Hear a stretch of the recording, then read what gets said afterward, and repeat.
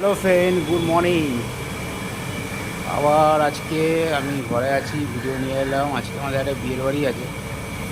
বিয়ের বাড়ি আজকে আছে, ওই সকালের খাওয়ার দাওয়ার আজকে আছে। আপনাদেরকে আজকে আমি আজকে ভিডিও ছাড়বো, আপনারা আজকে দেখবেন। কেন আমি কাজে থাকি তো, ভিডিও ছাড়াও হয় না, কিছু মনে করবেন না।